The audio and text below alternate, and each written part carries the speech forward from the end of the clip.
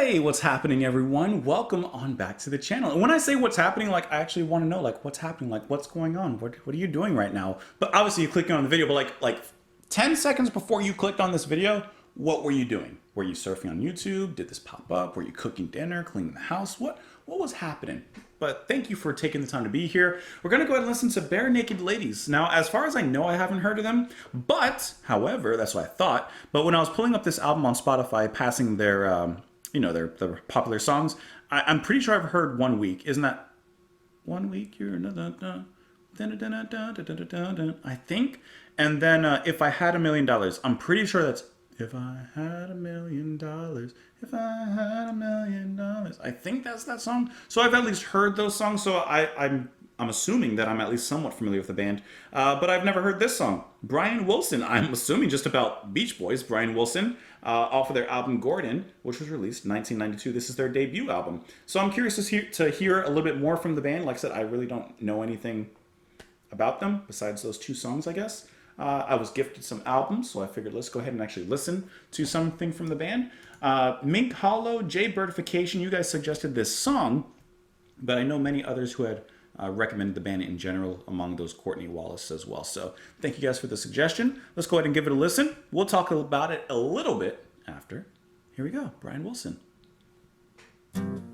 Drove downtown in the rain, 9:30 on a Tuesday night. Brian Wilson there. Oh. Okay. Lying in bed, just like Brian Wilson did. Well, drove downtown. Okay. This is an impressive song. I like that. Okay. All right. They did not need to go that hard at the end. I really, really want you to take a walk with me, okay? You saw the reaction in real time, but I want you to come with me throughout my thoughts. For the first, I don't know, 30 or 45 seconds of the song, my reaction and what I was prepared to tell you guys was, sounds really nice. I like the guitar playing. I like the singing. I would like to hear more from the band and like what else they can do. Because I thought it was going to stay in that acoustic singer-songwriter rut. Rut has a negative connotation, but you know what I mean? Like I thought it was going to stay there. And I was like, okay, I feel where this is going. And I thought I knew where this was going.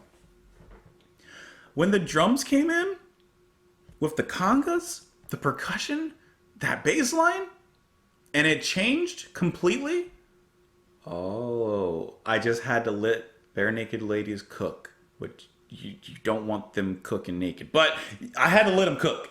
You had to. Okay, I'm very impressed. Like, if this was a meter, like a meter, and here is not impressed, and here is, like, very impressed, like, I thought I was going to be, like, here with the song. Like, I was going to be, like, right here so far. But, like, when it definitely bent backwards. The drumming and percussion was such a welcome element. And I love the bass playing because it didn't just play along with the music. Obviously, it did. But we had several moments, and I'm excluding the ending solo, where it was playing off with everything and providing its own rhythmic nature to everything, which I thought was so nice, and I really wasn't expecting that out of the band. I guess based on those two songs that I know, I just wasn't really thinking much of the band, like just assuming, I assumed wrong. You have Tyler Stewart on the drums, the moments where it breaks into that groove. Oh, those are the kind of little moments in music that I live for. When it breaks into that drum groove, the congas come in at that particular moment. Nowhere else, just at that moment. It just provides this nice musical pronunciation and enunciation, I should say, into those moments that make it that much stronger. And then the bass being played by Jim Cregan, those congas by Andy Cregan, I'm assuming they're brothers. That bass solo at the end. You know what I also really liked about the ending? How it stopped the music, started a new guitar riff, like the little picking, right? Which sounded so cool. It had this kind of ominous vibe to it, which was an unusual change from what we had heard before. And then, like I said, it just hammered into it. And then we got that bass solo from Jim. And that sold it. I mean, I was sold before, but that sold it. And I don't even need to buy it at discount prices. I'll buy it full price. That was so good. Lead vocals here, Stephen Page, with also playing guitar, accompanied by Ed Robertson on guitar as well. And then talking about Brian Wilson and the Beach Boys, there's a lot of references in the lyrics that I'm sure I'm not going to. Well, I can tell you I didn't catch, even though I caught like the smiley smile. Like I caught little ones, but there's more in there. But as far as I know, correct me if I'm wrong, the harmony at the end, which kind of signaled moving into the outro of the song, kind of, I mean, it was very, very reminiscent of the Beach Boys, and of course their harmonies and what they're known for. So like that was just a really cool send off and kind of segue into that final section. That was really, really well done, and the singing was really nice too. Like I said, that Stephen Page. I'm very impressed. I'm impressed. That's all I can say. I just wasn't expecting what I got. Drove downtown in the rain, 9:30 on a Tuesday night, just to check out the late night record shop. Call it impulsive, call it compulsive, call it insane. But when I'm surrounded, I just can't stop. It's a matter of instinct. It's a matter of conditioning. Matter of fact, you can call me Pavlov's dog. Ring a bell and I'll salivate. How do you like that? Dr. Landy, tell me you're not just a pedagogue. Because right now, I'm lying in bed just like Brian Wilson did. So he's feeling relatable. He's feeling related in a sense to how Brian Wilson did. So I'm lying there just staring at the ceiling tiles, and I'm thinking about, what to think about, just listening and re-listening to Smiley Smile, and I'm wondering if this is some kind of creative drought. So I'm assuming that he's finding himself in, with a writer's block situation, musical writer's block situation. So he's just listening to, his favorite records and perhaps seeing if he can get some sort of inspiration or anything like that. Or he's feeling some sort of, like I said, a spiritual connection with Brian Wilson at this point. And if you want to find me, I'll be out in the sandbox just wondering where the hell all the love has gone.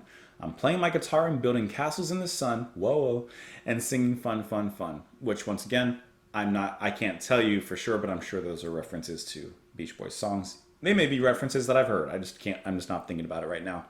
I had a dream that I was 300 pounds. This is when it kind of changes a little bit. And though I was very heavy, I floated till I couldn't see the ground. Somebody help me, because I'm lying in bed just like Brian Wilson did. Let's click on the Wikipedia article for this particular track and see what the deeper meaning behind it is. It says that this was released as a single and peaked at number 18 on the Canadian singles chart. And in 1998, it peaked at number 68 on the US Billboard Hot 100. It says Wilson himself covered this song, that's cool, on his live album Live at the Roxy Theater.